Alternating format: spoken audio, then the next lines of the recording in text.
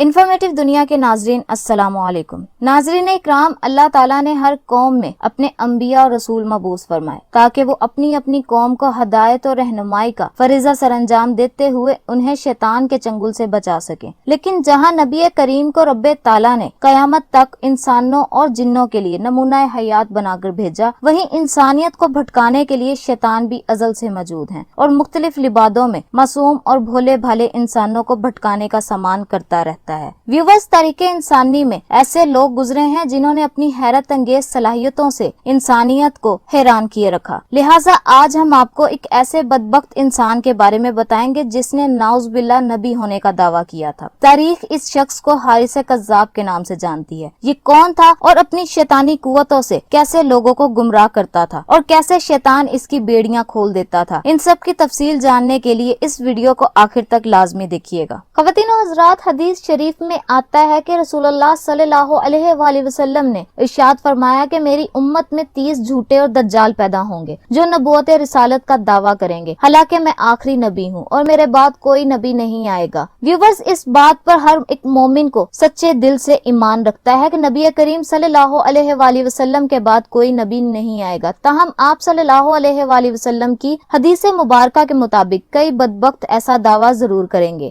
یہاں حضور صلی اللہ علیہ وآلہ وسلم کی حدیث کے مطابق 30 کذابوں میں سے ایک کذاب کا ذکر کرنے جا رہی ہوں، جو اپنی طاقتوں سے بڑی تعداد میں بھولے بھالے انسانوں کو نہ صرف بھٹکاتے تھے بلکہ اپنی مخفی طاقتوں کے ذریعے بندھی ہوئی زنجیروں سے بھی آزاد ہو جاتے تھے۔ ان پہ ہلاکت خیز نیزوں کا بھی وار کارگاہ ثابت ہوتا۔ اس بدبخت شخص کا نام تھا حارث کذاب۔ تاریخی کتب میں آتا ہے کہ خلیفہ عبد الملک نے جب حارث کذاب کو گرفتار کرنا چاہا تو وہ فرار ہو کر بیت المقدس چلا گیا، جہاں بصرہ کا رہائشی شخص بصری اس کی تاکون میں گیا اور اس کے گروہ میں شامل ہو گیا اور ایک قابل اعتماد آدمی بن گیا۔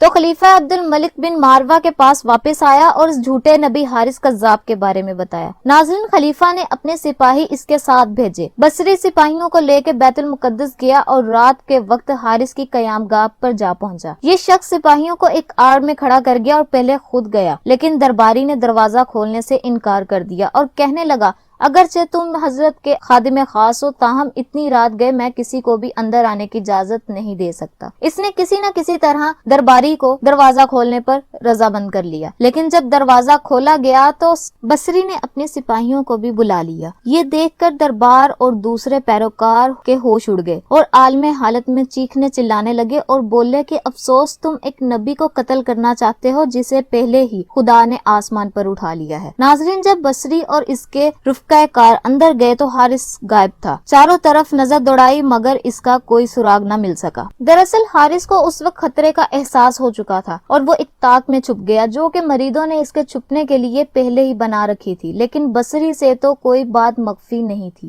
لہٰذا اس نے تاک میں ہاتھ ڈال کر ٹنڈولنا شروع کر دیا اور اس کا ہاتھ حارث کے کپڑوں کو چھو گیا۔ اس نے حارث کو پکڑ کر کھینچ لیا اور سپاہیوں کو حکم دیا کہ جکڑ لو۔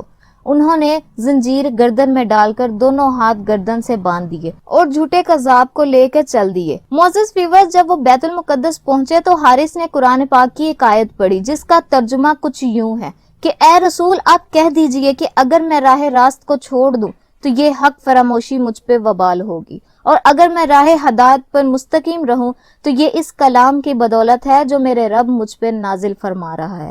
معزز خواتین و حضرات، اس آیات کو پڑھنا ہی تھا کہ گلے اور ہاتھ کی زنجیر ٹوٹ کر زمین پر جا پڑی۔ یہ دیکھ کر پیادوں نے زنجیروں کو اٹھا کر پھر ہاتھ اور گلے کو باندھ دیا اور اپنے ساتھ لے کر چل پڑے۔ جب چند میل کا فیصلہ طے ہی ہوا تو پھر سے حارث کذاب نے وہی آیات پڑھی اور اس بار بھی ایسا ہی نتیجہ ہوا، یعنی زنجیریں اور بیڑیاں ٹوٹ کر زمین پہ گر گئیں۔ پیادوں نے پھر سلاسل کو اٹھایا اور تیسری بار جکڑ کر لے گئے اور آخرکار خلیفہ عبد الملک کے سامنے پیش کیا۔ خلیفہ نے دریافت کیا کہ کیا واقعی تم مدعی نبوت ہو؟